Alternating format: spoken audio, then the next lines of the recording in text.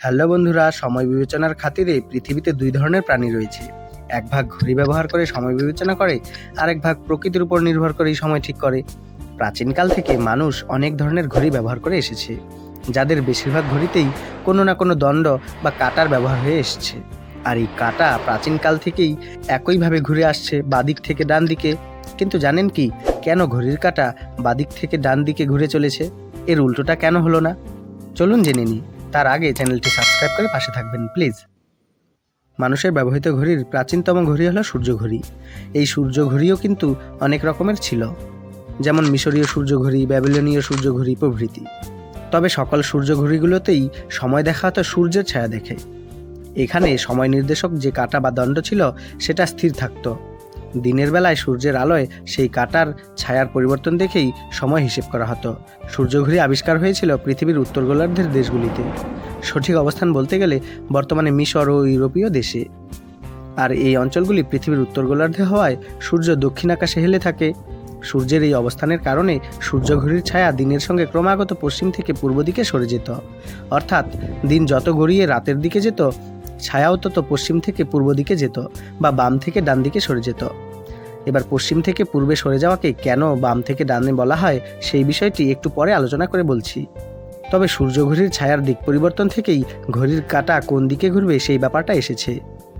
এরপর আজ থেকে প্রায় 700 বছর আগে যখন আধুনিক যান্ত্রিক ঘড়ি বা কাঁটার ঘড়ি আবিষ্কার হয়েছিল, সেটিও কিন্তু ইউরোপ অর্থাৎ উত্তর গোলার্ধেই আবিষ্কার হয়েছিল।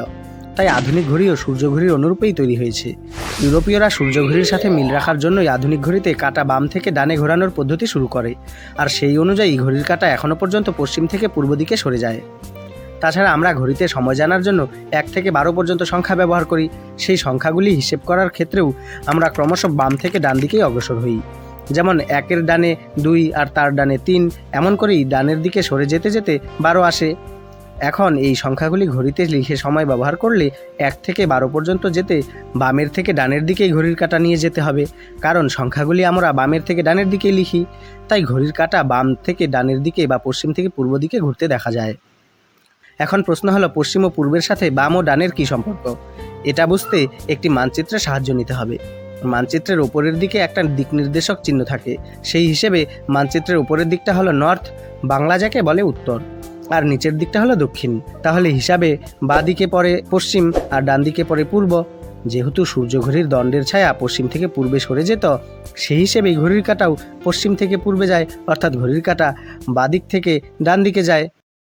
মজার ব্যাপার হলো, অনেকে মনে করেন যদি ঘড়ি অস্ট্রেলিয়া বা নিউজিল্যান্ডে আবিষ্কার হতো, তাহলে হয়তো ঘড়ির কাঁটা ডান দিক থেকে বাঁদিকে ঘুরত, কারণ দক্ষিণ গোলার্ধে সূর্য ঘড়ির ছায়া উত্তর গোলার্ধের বিপরীত দিকে অর্থাৎ ডান দিক থেকে বাঁদিকে ঘোরে। কিন্তু সেক্ষেত্রে ইংরেজি সংখ্যা অনুযায়ী একটি সমস্যা তৈরি হতো, কারণ আমরা এই সংখ্যাগুলোকে উল্টো দিকে অর্থাৎ ডান দিক থেকে বাম দিকে লিখতে পারি না। সেক্ষেত্রে আমাদের ভুল মনে হবে। এই বিষয়ে আপনাদের কি মতামত রয়েছে সেটা কমেন্ট বক্সে অবশ্যই জানাবেন। ভিডিও ভালো লাগলে একটি লাইক দিয়ে চ্যানেলটি সাবস্ক্রাইব করে পাশে থাকবেন, আর একটি শেয়ার করে বন্ধুদের দেখতে সাহায্য করবেন। ধন্যবাদ।